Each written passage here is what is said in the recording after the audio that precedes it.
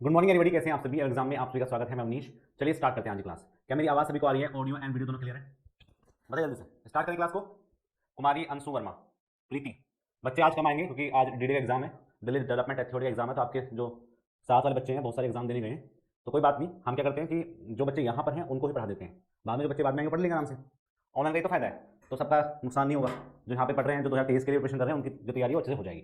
बात करते हैं हम प्रीवियस क्लास के अंदर जो हम पढ़ रहे थे, वो पढ़ रहे थे डिटर्मिनेशन ऑफ यूनिट वेट। हम पढ़े थे determination of unit weight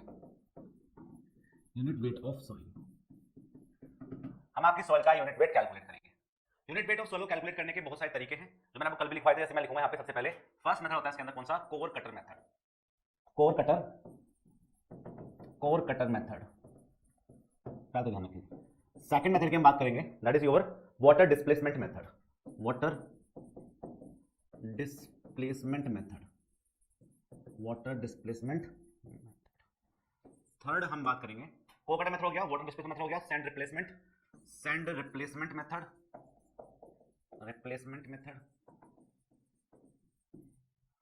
fourth water balloon method. और फिफ्थ रेडिएशन मेथड।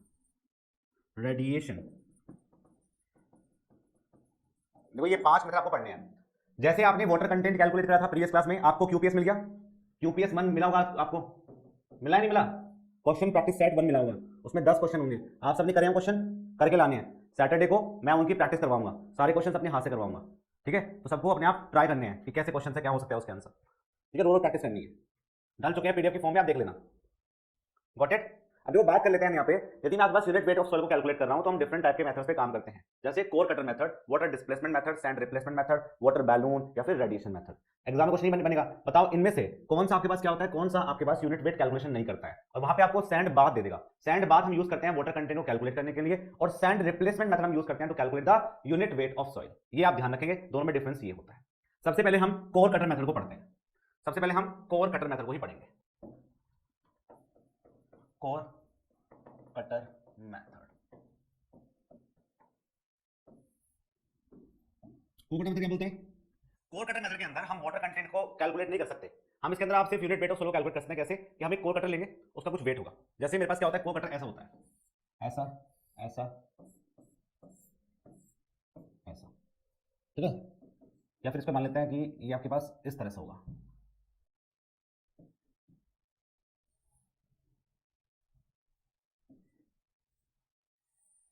ठीक है, तो कोर कटर के पास क्या होगा कि जो आपकी सॉइल है उसको आप अपने इस कोर कटर को उसके अंदर पेनिट्रेट कर दो और उसको घुमा दो। उससे क्या होगा, सॉइल होगी उसके अंदर भर जाएगी, और जब भर जाएगी तो उसको बाहर निकाल लेंगे। इसका जो वॉल्यूम हम यूज करते हैं, volume equals to 1000 CC. 1000 CC के वॉल्यूम पे काम किया जाता है। ठीक है, तो हम क्या बोलेंगे, हम बोलेंगे तो W1 है, वो W1 आपके पास होगा weight of empty core cutter. Core cutter का एम्प्टी जो वेट होगा वो आपका W1 होगा। उसके बाद हम बात करते हैं W2 की। उसमें क्या होगा, W2 is weight of core cutter plus soil. अब वॉल्यूम आपको पता है कितना वॉल्यूम, 1000 सीसी। तो आप क्या यहां से गामा टी या यूनिट वेट, इसको हम बल्क यूनिट वेट बोलते हैं, बल्क यूनिट वेट, वो कैलकुलेट नहीं कर सकते। बल्क यूनिट वेट को हम यहां से कैलकुलेट कर सकते हैं। कैसे? W2 में से W1 को माइनस करिए, डिवाइडेड बाय, यहां से हम आपके गामा टी की वैल्यू को कैलकुलेट कर सकते हैं। ठीक है, कोई डाउट? कोई डाउट नहीं। यहां से हम इसको कैलकुलेट कर सकते हैं, W2 माइनस W1, ऐसे हम कैलकुलेट करेंगे। Good morning. बच्चे कम लग रहे हैं आज, बट कोई बात नहीं, जितने हैं उतने ढंग से पढ़ लो। ओके, अब बात करेंगे जो मेरे पास ये डाया है कोर कटर का, ये कितना होता है। This dia is equals to 10 centimetre. ये जो आपके पास कोर कटर के अंदर ये जो सॉइल का आपका पेनिट्रेशन होता है यहाँ से यहाँ तक का, इसको हम 2.5 सेंटीमीटर मानते हैं। जहां तक सॉइल आपकी पूरी भर के आई होगी, क्योंकि पूरा तो पेनिट्रेट हो नहीं पाएगा, कुछ पार्ट ऊपर रह जाएगा, वो आपका 2.5 सेंटीमीटर का होता है। टोटल यदि आप इसकी हाइट की बात करेंगे तो ये पूरी हाइट 14.5 सेंटीमीटर के बराबर होती है। ठीक है, ये बात है। अब मुझे बताओ कि देख के इस कोर कटर की प्रॉपर्टी को देख के मुझे बताओ, क्या ये एक फील्ड टेस्ट है या लैब टेस्ट है? जब हम सॉइल को एक्सट्रैक्ट करेंगे तो फील्ड में जाके करेंगे ना, तो क्या होगा, सबसे पहले बात लिखेंगे इसके अंदर, it is a field test. पहली चीज होगी कि ये मेरे पास क्या होगा, फील्ड टेस्ट होगा। पहली बात तो ये। सेकंड मुझे बताओ कि किस टाइप की सॉइल के लिए हम इसको यूज कर पाएंगे, किस टाइप की सॉइल के लिए यूज कर पाएंगे, किस टाइप की सॉइल के लिए इसको यूज कर पाएंगे। इस वाले बैच में लड़के ज्यादा मुझे लग रहा है। ये जो सॉइल आपके पास देखो, जिन सॉइल के अंदर कोहेजन ज्यादा होगा उन सॉइल के अंदर हम क्या करेंगे, इस कोर कटर को यूज कर सकते हैं। क्योंकि देखो क्या होगा, जब आप इसको पेनिट्रेट करेंगे तो सॉइल इसके बीच में भरेगा, और भरेगा तो जब इसको आप ऊपर खींचेंगे, यदि सॉइल इसमें कोहेजन नहीं है, पार्टिकल टू पार्टिकल बॉन्डिंग नहीं है, तो सारी सॉइल नीचे ही गिर जाएगी। तो इसलिए जो आपका टेस्ट किया जाता है वो ओनली फाइन ग्रेन सॉइल के लिए यूज किया जाएगा। तो मैं लिखूंगा it can be used for fine grain soil. Fine grain soil, ये आपका फाइन ग्रेन सॉइल के लिए यूजफुल होगा, नॉट फॉर कोर्स ग्रेन और ग्रेवल सॉइल। ग्रेवली सॉइल के लिए आपका यूजफुल नहीं हो पाएगा, ये आपको ध्यान रखना है। तो इस बात का ध्यान रखिए कौन सी टाइप की सॉइल के लिए यूज किया जाता है। It can be used for the fine grain soil, not for the coarse grain soil. आपको समझ आ चुका है कि हम क्यों करते हैं, ठीक है। ये बात आपको ध्यान रखनी है। और इससे कोर कटर का पहला वेट एम्पिटी, सॉइल के साथ वेट, वॉल्यूम आपको पता है 1000 सीसी पे काम किया जाता है, वहां से हम इस यूनिट वेट की कैलकुलेशन कर सकते हैं। तो जब भी क्वेश्चन आपके कोर कटर से बनेगा, इसकी डायमेंशन पे बनेगा। डायमेंशन क्या होती है आपको बता चुका हूं, किस टाइप की सॉइल के लिए यूज किया जाएगा, टेस्ट आपका फिर लैब है, ये आपको सब क्लियर हो गया, ठीक है। तो ऐसा क्वेश्चन आपके एग्जाम में बनेगा। चलते हैं नेक्स्ट पे। नेक्स्ट हम बात करते हैं वाटर डिस्प्लेसमेंट मेथड के ऊपर। सेकंड हमारे पास मेथड है वाटर डिस्प्लेसमेंट मेथड। हम आपके पास वाटर डिस्प्लेसमेंट मेथड के ऊपर काम करते हैं। वाटर डिस्प्लेसमेंट मेथड क्या होगा कि हम एक सॉइल सैंपल को लेके आएंगे जिसको हम बोलते हैं चंक ऑफ सॉइल। मान लो क्या है मेरे पास, ये मेरे पास एक चंक ऑफ सॉइल है, this is your chunk of soil. Chunk of soil मेरे पास ये है, इसमें से हमने एक सॉइल सैंपल को निकाला। इस सॉइल सैंपल के ऊपर हम पैराफिन की वैक्स चढ़ाते हैं, पैराफिन वैक्स की कोटिंग करते हैं, ठीक है। तो मैंने क्या किया, मैंने ये सॉइल सैंपल को निकाला था, इस सॉइल सैंपल के ऊपर मैं पैराफिन वैक्स की कोटिंग कर देता हूं। पैराफिन वैक्स में बनाता हूं ऐसा, ये मैं क्या किया, मैंने इसके ऊपर पैराफिन वैक्स की मैंने इसके ऊपर क्या कर दी, कोटिंग कर दी। पैराफिन वैक्स मैंने यहां पे कोटिंग कर दी, ठीक है। यदि मैंने पैराफिन वैक्स की यहां पे कोटिंग कर दी, अब मैं क्या करूंगा, अब मैं यहां से कैलकुलेट करूंगा कैसे कि मैं ना एक टैंक लूंगा, मैं एक टैंक लेता हूं,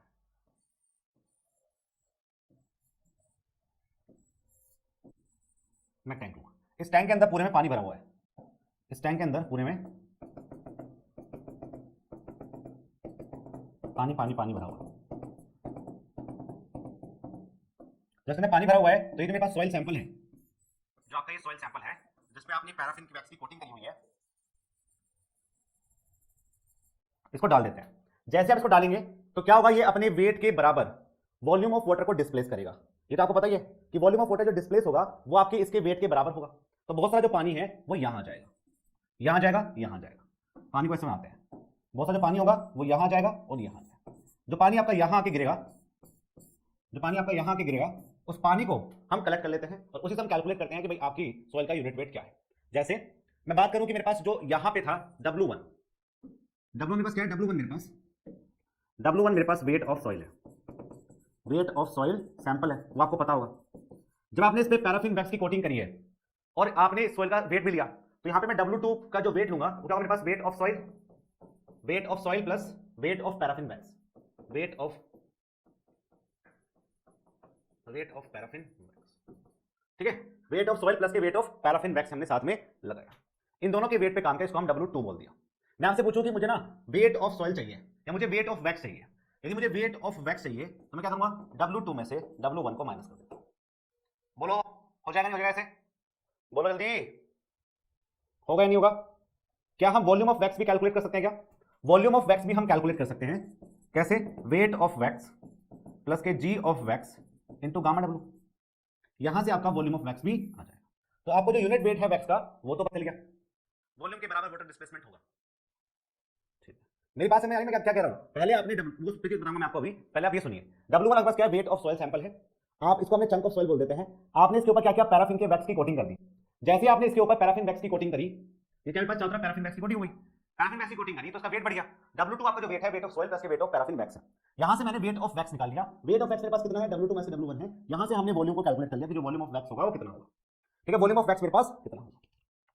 अब मुझे चाहिए वो वॉल्यूम जो एग्जैक्टली आपके सॉइल सैंपल का था। जब आप मुझे बताओ, जब इस वाले कंटेनर में आपने इस सॉइल सैंपल को डाला तो जो पानी आपका डिस्प्लेस करेगा, उस पानी में क्या वॉल्यूम आपका वैक्स का भी रहेगा और क्या वॉल्यूम आपके सॉइल का भी रहेगा, या फिर दोनों का रहेगा। तो क्या दोनों के वॉल्यूम पे काम किया जाएगा। तो यदि मैं बोलूं कि वॉल्यूम ऑफ डिस्प्लेस वाटर आपका V है, V मेरे पास क्या है, वॉल्यूम ऑफ डिस्प्लेस्ड वाटर है, वॉल्यूम ऑफ डिस्प्लेस्ड वाटर मेरे पास क्या है, V है। और मैं आपसे पूछूं कि भैया यहां इस वाले केस में आपको V1 कैलकुलेट करना है। V1 मेरे पास क्या है, V1 आपके पास वॉल्यूम ऑफ सॉइल सैंपल है, तो आप कैसे कैलकुलेट करेंगे? दोनों का रहेगा सर वॉल्यूम, बिल्कुल सही बात है। अब बताओ कि किसका, यदि मैं वॉल्यूम ऑफ सॉइल सैंपल को कैलकुलेट करूंगा तो how to be calculate this volume of soil sample? हम कैसे करेंगे? हम कहेंगे कि यदि आपको V1 कैलकुलेट करना है तो आपको टोटल वॉल्यूम में से वॉल्यूम ऑफ वैक्स को माइनस करना पड़ेगा। टोटल वॉल्यूम में से आप वॉल्यूम ऑफ वैक्स को माइनस कर दीजिए। जब आप माइनस कर देंगे तो आपके पास V1 आ जाएगा, और इस V1 को हमें यूज करना है to calculate the unit weight of soil. तो यूनिट वेट ऑफ सॉइल को कैलकुलेट करने के लिए ही हम ये सब तामझाम कर रहे हैं। भाई साथ तामझाम ने कराया क्यों किया? इसलिए किया कि भाई अब हमें गामा टी कैलकुलेट करना है, तो गामा टी मेरे पास क्या होगा? W1 divide by the V1। इसको हम बोल देते हैं क्या? इसको हम बोलते हैं वाटर डिस्प्लेसमेंट मेथड। बोलिए कोई डाउट इसमें? तो तो ये था मेरे पास कॉन्सेप्ट जो हम बात करते हैं इसकी, वाटर डिस्प्लेसमेंट मेथड की। तो वाटर डिस्प्लेसमेंट मेथड के अंदर यहाँ पे हम सॉइल सैंपल को लेते हैं, इसके ऊपर पैराफिन वैक्स की कोटिंग कर देते हैं। जैसे आपने पैराफिन वैक्स की कोटिंग करी, इसको हम एक कंटेनर में रख देते हैं, जितना वो वॉल्यूम को डिस्प्लेस करेगा वो वॉल्यूम आपके वैक्स और सॉइल के वॉल्यूम के बराबर होगा। वॉल्यूम ऑफ वैक्स आप पहले कैलकुलेट कर चुके हैं, वॉल्यूम ऑफ सॉइल आपने कैलकुलेट कर लिया। ये होता है तरीका कैलकुलेट करने का, ठीक है? कोई डाउट है किसी को इसमें? चलते हैं अगले मेथड इसको बोलते हैं सैंड रिप्लेसमेंट मेथड की तरफ। Sand replacement method, sand replacement method की तरफ चलते हैं। सैंड रिप्लेसमेंट क्या होता है? उसने क्या देखो उसके अंदर हमें, अब देखो क्या है, आपने देखा कि कोर्स ग्रेन सॉइल के अंदर यूनिट वेट की कैलकुलेशन हम नहीं कर पा रहे। कोर कटर मेथड आपकी सैंडी सॉइल के लिए यूज नहीं किया जा सकता, तो हम क्या करेंगे? हम सैंडी सॉइल की कैलकुलेशन करने के लिए एक मेथड को यूज करते हैं, इसको बोलते हैं sand replacement method. Sand replacement method क्या मतलब क्या होता है कि हमने एक इंस्ट्रूमेंट लिया ऐसा, देखो ध्यान से,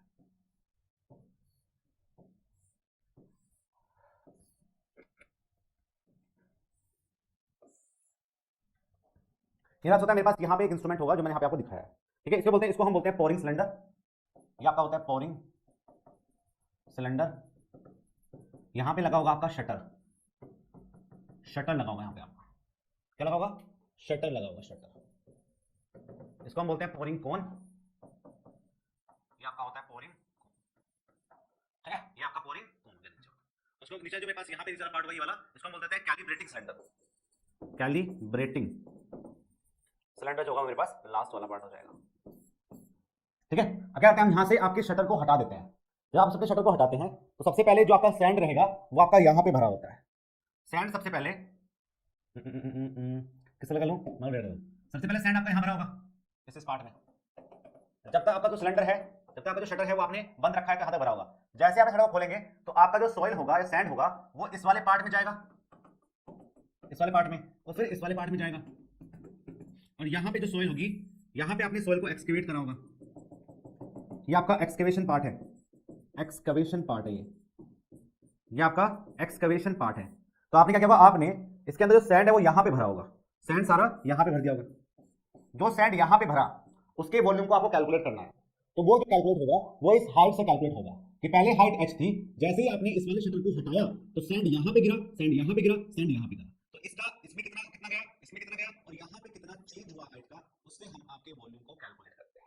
और वेट ऑफ सॉइल को तो हम पहले ही कैलकुलेट कर चुके होते हैं भाई। यहाँ से जो सॉइल को आप एक्सकेवेट करेंगे उसका वेट तो निकाल सकते हैं। मेन जो फंडा आता है, जो निकालने में दिक्कत होती है वो होती है वॉल्यूम, और वॉल्यूम हम कैलकुलेट कर सकते हैं विद रिस्पेक्ट टू सैंड कि भाई कितना कितना यहाँ पे चेंज हुआ, उसके करस्पॉन्डिंग आपके सैंड का यूनिट वेट कितना होगा, और उसके करस्पॉन्डिंग आपके सॉइल का यूनिट वेट कितना होगा। इस पर न्यूमेरिकल क्वेश्चन नहीं पूछ जाएगा, लेकिन ध्यान रखेंगे एग्जाम में क्वेश्चन ये आएगा कि बताओ इसके अंदर कौन कौन से सीक्वेंस होते हैं। तो आपको जानना है कि इसके अंदर पोरिंग सिलेंडर, शटर, पोरिंग कोन और कैलिब्रेटिंग सिलेंडर पाए जाते हैं। दूसरा, किस टाइप के सॉइल के लिए यूज किया जाएगा? तो सैंडी सॉइल है मेरे पास, सैंड के लिए यूज कर रहे हैं, सैंड रखा है इसके अंदर, तो क्या है? कोर्स ग्रेन सॉइल के लिए हम इसको बेसिकली यूज करते हैं। कोर्स ग्रेन सॉइल के लिए हम इसको यूज करते हैं। यहां भी आपका गामा टी ही कैलकुलेट होता है, total weight by total volume, इसको हम कैलकुलेट करते हैं, ठीक है? तो मुझे बताओ कि ये आपका लैब टेस्ट है या फिर ये आपका फील्ड टेस्ट है, ठीक है? ये sandy soil and where core cutter method are not useful, core cutter method are not useful. जहां पे आपका जो कोर कटर मेथड है वो यूजफुल नहीं होता है, वहां पे ये मेथड आपका यूजफुल होता है। ये जो सैंड रिप्लेसमेंट मेथड है, ये मेरे पास एक फील्ड टेस्ट होता है। कौन सा टेस्ट होगा मेरे पास? ये आपका एक फील्ड टेस्ट होगा, ये आपका एक फील्ड टेस्ट होगा। फील्ड टेस्ट क्यों बोल रहे हैं इसको हम? बोलो, फील्ड टेस्ट क्यों बोल रहे हैं? फील्ड टेस्ट इसलिए बोल रहे हैं क्योंकि हमने जो पूरी डिवाइस लगाई है वो आपके एक्सकेवेशन के एरिया पे लगाई है। भाई यहाँ पे तो एक्सकेवेशन करना है हमें, तो यहीं पे लगाया हमने पूरा इंस्ट्रूमेंट। तो बेसिकली जो बात की जा रही है, किसी की जा रही है? फील्ड की बात की जा रही है, फील्ड की बात की जा रही है, ये बात आपको ध्यान रखनी है। चलते हैं नेक्स्ट क्वेश्चन बोलते हैं वाटर बैलून मेथड। फोर्थ हम करते हैं, फोर्थ हम बात करते हैं water balloon method. Water balloon method के ऊपर बात करते हैं। वाटर बैलून मेथड क्या होता है? ये भी आपका एक फील्ड टेस्ट है, ठीक है, इसमें क्या होता है, इसमें जहां पे भी आपको सॉइल को यूनिट वेट कैलकुलेट करना है, उस सॉइल को वहां से एक्सकेवेट करो और वहां पे ना प्लास्टिक की थिन शीट बिछा दो और उसके ऊपर पानी भर दो।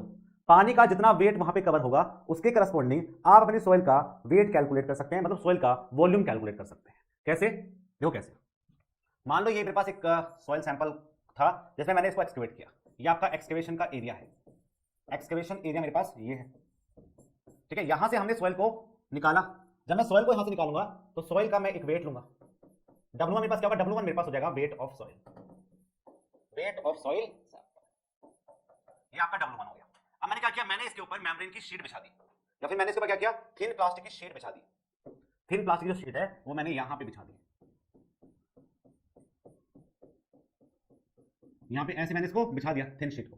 जब मैंने इसको थिन शीट को बिछा दिया तो मैंने क्या किया, मैंने इसके अंदर पानी भर दिया। क्या किया इसके अंदर मैंने पूरे में वाटर भर दिया, वाटर भर दिया। इस पूरे पार्ट में मैंने क्या किया, पानी भर दिया।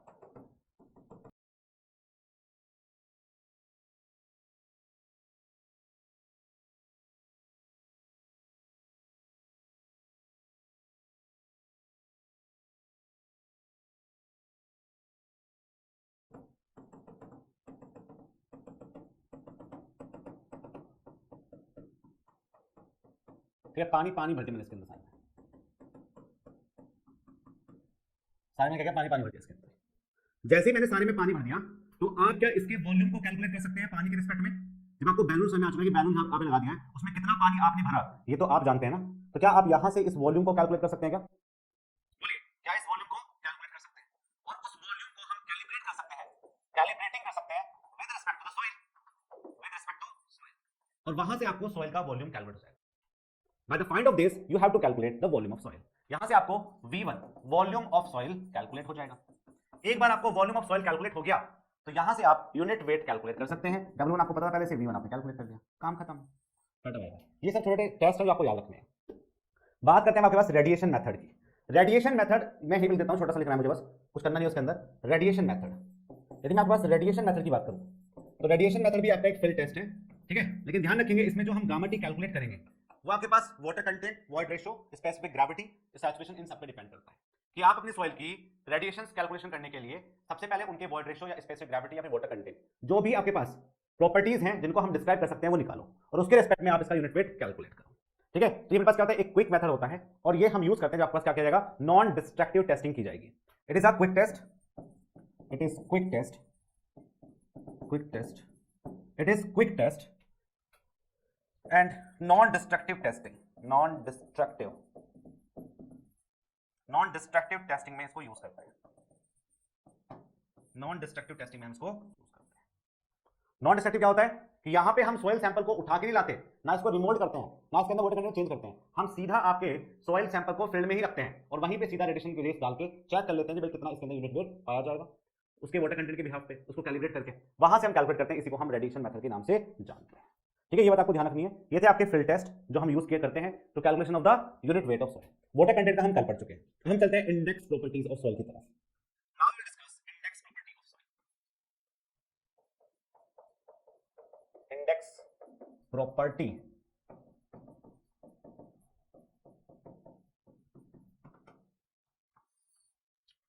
देखो इंडेक्स मतलब क्या है, बताओ पहले मतलब क्या होता है इंडेक्स का, क्या मतलब होता है इंडेक्स का,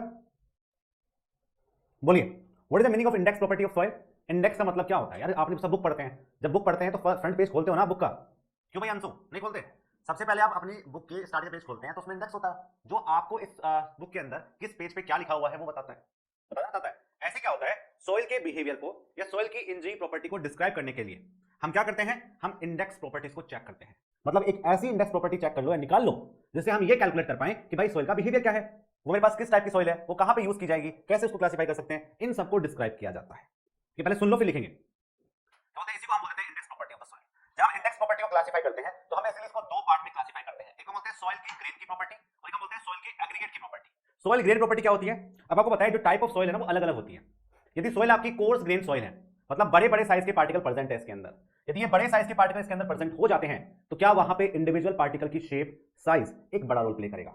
जबकि जब आप एग्रीगेट प्रॉपर्टी पे काम करेंगे तो एग्रीगेट प्रॉपर्टीज में क्या होगा कि छोटे छोटा पार्टिकल साइज होगा। आप वहां पे आप इंडिविजुअल पार्टिकल पे तो काम नहीं कर पाएंगे। जब आप इंडिविजुअल पार्टिकल पे काम नहीं कर पाएंगे तो आप क्या करेंगे, आप ये काम करेंगे कि भाई मैं आपकी सॉइल को एज अ मास लेके काम करूंगा। और जब आप सॉइल को एज अ मास लेके काम करते हैं उसको हम सॉइल की एग्रीगेट प्रॉपर्टी के नाम से जानते हैं। सॉइल की एग्रीगेट प्रॉपर्टीज के नाम से जानते हैं। ठीक है, तो कुछ सॉइल ऐसी होगी जिनमें हम इंडिविजुअल काम कर सकते हैं, उसकी शेप साइज को निकाल सकते हैं। कुछ प्रॉपर्टीज सॉइल की ऐसी होगी जिसमें आप इंडिविजुअल पार्टिकल पे काम नहीं कर सकते, तो वहां पे आपको सॉइल एज अ मास लेना पड़ेगा और फिर आपकी सॉइल की एग्रीगेट प्रॉपर्टी को डिस्क्राइब करते हैं। फिर हम ये चेक करते हैं कि जब आपने जो सॉइल को यूज किया उसकी ग्रेडिंग कैसी है ना, कैसे उसको आपने लगाया, कहां पे उसको यूज करेंगे, वाटर कंटेंट वहां पे बड़ा रोल प्ले कर रहा है नहीं कर रहा है, कैसे हम उसकी डेंसिटी चेक कर सकते हैं, डेंसिफाई कर सकते हैं नहीं कर सकते। इन सभी चीजों को चेक किया जाता है इंडेक्स प्रॉपर्टी ऑफ सॉइल के अंदर। किसके अंदर? इंडेक्स प्रॉपर्टी ऑफ सॉइल के अंदर। तो ये सारी कैलकुलेशन हम यहां पे करते हैं। ठीक है, बोलो कोई डाउट है किसी को? तो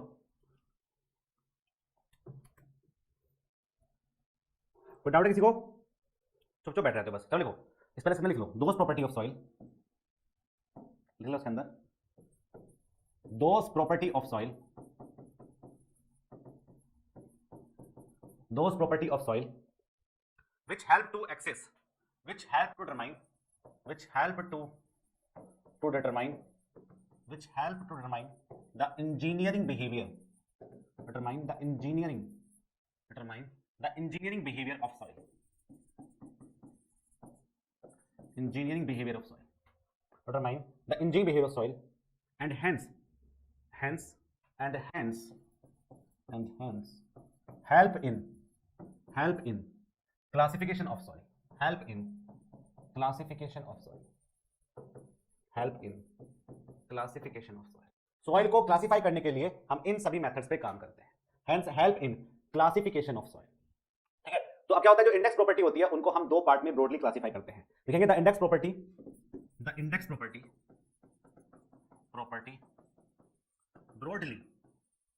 broadly classified into soil grain properties, soil grain property, और second B soil aggregate property, soil aggregate,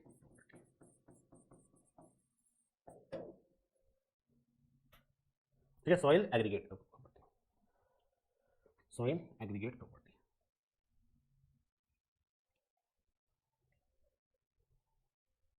soil aggregate property।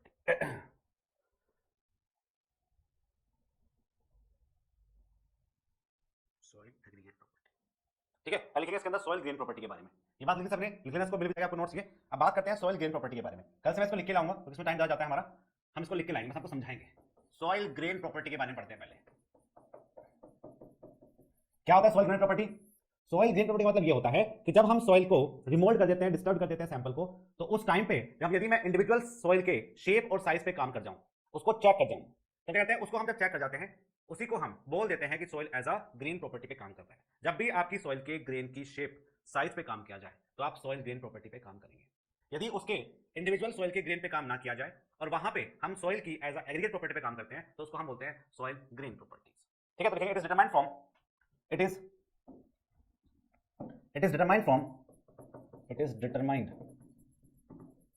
determined from the remolded soil, it is determined from the remolded soil। मेरी writing समझ में आ गई सभी को? remolded soil, these properties depends upon these properties depends upon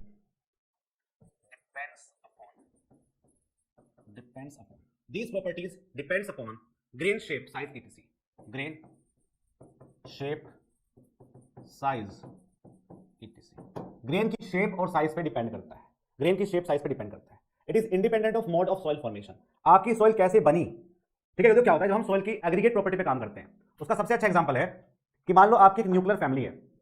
ठीक है, आप रहते हो, आपके मम्मी पापा रहते हैं, बस मम्मी पापा आपके अलग रहते हैं। ठीक है, बस आप अकेले रहते हो, तो आसपास के लोग आपसे नहीं पूछेंगे कि भाई आप कहाँ के हो, क्या हो, क्योंकि सिर्फ उनको आपसे मतलब है। ठीक है, उनको आपकी फैमिली से, आपके और चाचा ताऊ से किसी मतलब नहीं है। तो जब आपकी न्यूक्लियर फैमिली होती है जो सिर्फ आपके अपने ऊपर डिपेंड है ना, अपने ऊपर चल रही है, ये आपके पास क्या होती है, सॉइल की ग्रेन प्रॉपर्टी होती है, वहां पे आप अपने ऊपर ध्यान देते हैं। तो जो क्या होगा, यदि मैं आपकी एक जॉइंट फैमिली है, आपका एक पूरा बड़ा परिवार है और वो सारा परिवार साथ रहता है, जो आजकल बड़ा मुश्किल है रहना। ठीक है, आजकल लोग सिर्फ फैमिली में रहते हैं, तो क्या होगा, जो मेरे पास परिवार है उस परिवार में सब चीजें मुझे पता चलती रहेगा कि भाई कौन चला रहा है उसे, सब जो साथ में रह रहे हैं वो कैसे रह रहे हैं। तो क्या होगा, जब आप पूरी जॉइंट फैमिली की बात करते हैं तो आप ये पूछते हैं कि कब से चला रहा है, ऐसे साथ कैसे रह पा रहे हैं। मतलब क्या हुआ कि आपकी जो सॉइल बनी जब आप सॉइल की एग्रीगेट प्रॉपर्टी पे काम करते हैं ना, तो आप इस बात का ध्यान रखते हैं इस चीज का कि आपकी जो सॉइल है वो कैसे बनी, ठीक है, उसका फॉर्मेशन कैसा है। लेकिन जब आप सॉइल की ग्रेन प्रॉपर्टी पे काम करते हैं तो आप इस सॉइल के फॉर्मेशन पे डिपेंड नहीं करते हैं। It is not depends on the soil formation, so it generally independent of it generally independent of mode of formation of soil, mode of formation of soil, ठीक है। तो it is generally independent of mode of formation of soil पे depend करता है, depend नहीं करता है, ये आपको ध्यान रखना है। नेक्स्ट हम बात करते हैं सॉइल की एग्रीगेट प्रॉपर्टी के बारे में।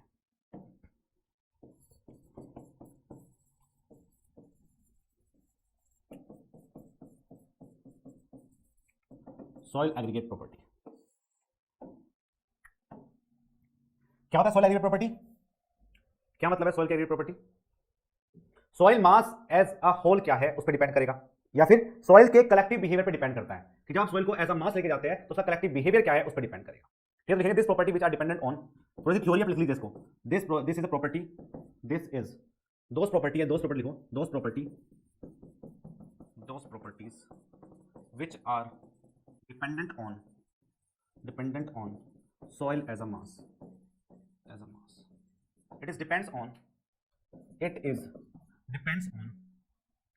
it is depends on collective behavior of soil, it is depends on collective behavior of soil, soil के collective behavior पे डिपेंड करता है, it is depends on collective behavior of soil पे depend करता है। तो it is influenced the mode of formation of soil, formation of soil पे depend करता है। ये थ्योरी है, थोड़ा सा आपको लगेगा कि इसमें क्या चल रहा है, लेकिन ये थ्योरी वाला पार्ट को करना पड़ेगा, वीडियो थ्योरी आती रहेगी, कल से हम कोर्स करेंगे तो थ्योरी वाला पार्ट को लिख के नहीं आए, ठीक है। तो समझाना है वो मैं आपको हाथ लिख के समझाऊं, वरना बहुत टाइम जाएगा इसमें, बट क्या लिख लोगे तो मजा ही आ जाएगा वैसे एक बार, यदि आप अपने हाथ से लेने की कोशिश करोगे तो। नहीं, अब मुझे बताओ, अब देखो क्वेश्चन में जो एग्जाम में जो क्वेश्चन बनेंगे उन पर ध्यान देते हैं।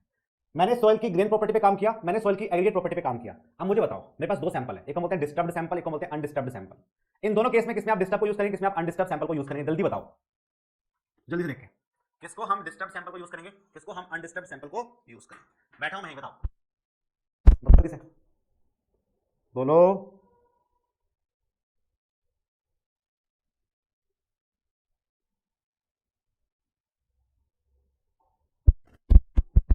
बोलो भाई बोलो। देखो पहले समझो कि डिस्टर्ब्ड सैंपल का मतलब क्या होता है, what is the meaning of disturbed sample. मुझे लग रहा है खुद डिस्टर्ब हो गया आप ये सुन के, किसी ने क्या पूछ लिया। पहले हम बात करते हैं कि डिस्टर्ब्ड सैंपल होता क्या है, डिस्टर्ब्ड सैंपल के बारे में हम बात करते हैं। डिस्टर्ब्ड सैंपल होते क्या है? हाँ, सॉइल ग्रेन आपका डिस्टर्ब्ड होता है, very nice, very good, God bless you बेटा। देखो यदि हम बात करते हैं डिस्टर्ब्ड सैंपल के बारे में, जिस सॉइल का वाटर कंटेंट चेंज हो गया, सॉइल आपकी लूजेंट हो गई या डेंस हो गई, मतलब उसका जो नेचर है, फॉर्मेशन है, वो चेंज हो गया, ग्रेन की शेप चेंज हो गई, ठीक है। आपने भी सॉइल को जैसे ही उठाया, उसके अंदर से उसका वाटर कंटेंट चेंज हो गया, उसके अंदर से सॉइल की ग्रेन की प्रॉपर्टी चेंज हो गई, उसकी ग्रेडिंग चेंज हो गई, ग्रेन शेप या फिर ग्रेडिंग चेंज हो गई। उन सारी सॉइलों को हम डिस्टर्ब्ड सॉइल के नाम से जानते हैं। तो जब हम सॉइल के इंडिविजुअल ग्रेन पे काम करेंगे, तो जब ग्रेन पे काम करते हैं तो हम सॉइल को डिस्टर्ब करके चेक कर पाएंगे ना कि भाई एंगुलर है, फ्लैकी है, राउंडेड है, किस टाइप की शेप ऑफ द पार्टिकल है। इन सबको चेक करने के लिए हमें सॉइल को डिस्टर्ब करना पड़ेगा। तो सॉइल की जो ग्रेन प्रॉपर्टीज होती हैं वो आपके डिस्टर्ब सैंपल के लिए होती है। सॉइल की ग्रेन प्रॉपर्टी,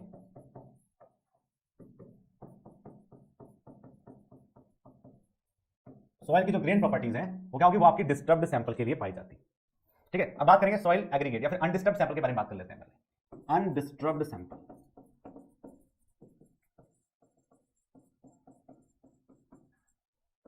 अनडिस्टर्ब सैंपल पे काम करते हैं। अनडिस्टर्ब सैंपल की जब हम बात करते हैं तो क्या होगा, यहां पे जब भी बात की जाएगी तो सॉइल प्रॉपर्टीज में क्या करते हैं हम, यहां पे सॉइल के जब भी हम अनडिस्टर्ब सैंपल पे काम कर रहे हैं तो हम बेसिकली यहां पे सॉइल का एज अ मास पे काम कर रहे हैं, हम सॉइल की कलेक्टिव बिहेवियर पे काम कर रहे हैं। तो यहां पे बेसिकली हमें सॉइल की एग्रीगेट प्रॉपर्टी पे काम करना पड़ेगा, एग्रीगेट प्रॉपर्टीज पे काम करना पड़ेगा। तो क्या है, हम आपकी सॉइल का कलेक्टिव बिहेवियर चेक कर रहे हैं, कलेक्टिव बिहेवियर चेक कर रहे हैं, मोड ऑफ सॉइल फॉर्मेशन पे डिपेंड कर रहे हैं, मोड ऑफ सॉइल फॉर्मेशन पे डिपेंड कर रहे हैं, इन सब पे डिपेंड कर रहे हैं। तो जब हम कलेक्टिव बिहेवियर पे काम करेंगे, सॉइल के मोड ऑफ सोइल फॉर्मेशन पे बात करेंगे, सोइल एज अ मास लेंगे तो हम इंडिविजुअल पार्टिकल पे काम नहीं कर पाएंगे, और जब हम ऐसा काम नहीं कर पाते हैं तो हम सोइल की एग्रीगेट प्रॉपर्टी पे काम करेंगे।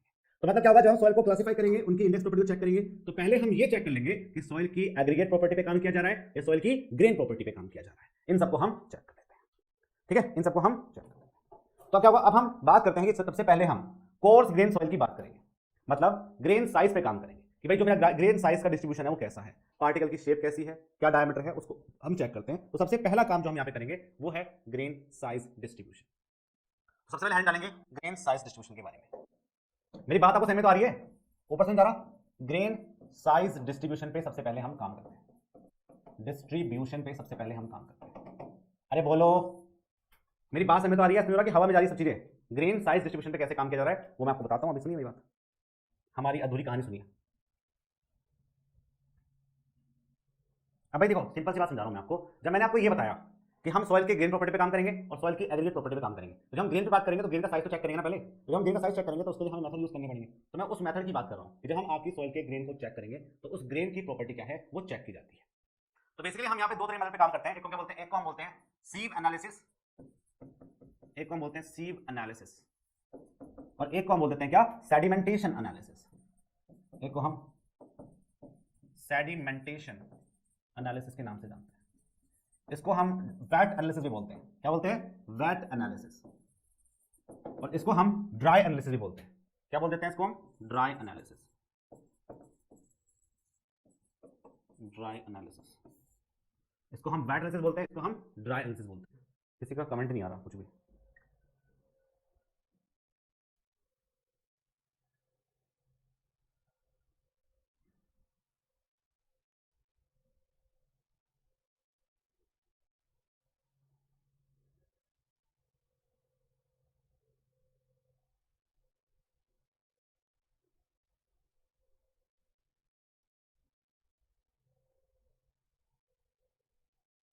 ऑल क्लियर, चलिए।